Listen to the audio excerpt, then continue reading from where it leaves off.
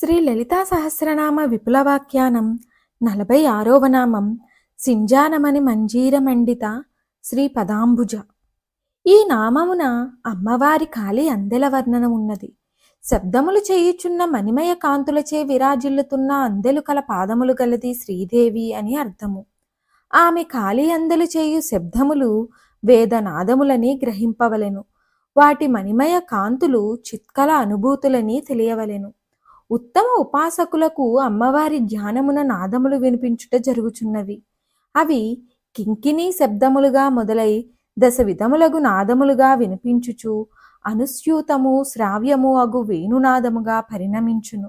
అట్లే నాద శ్రవణంతో పాటు చిత్కలను గోచరించుచు తేజోమయమైన కాంతుల వరకు దర్శనము జరుగుచుండును.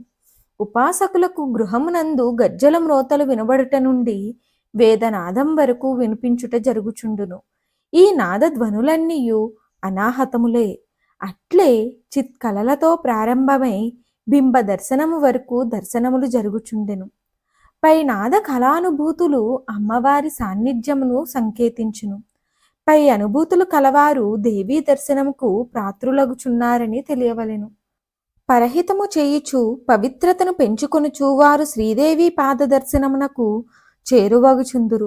ఈ కాలి అందెల తలకులు నాదములు తన్మయత్వము కలిగించుచు ఉపాసకుని దివ్య సాన్నిధ్యమున నిలుపును.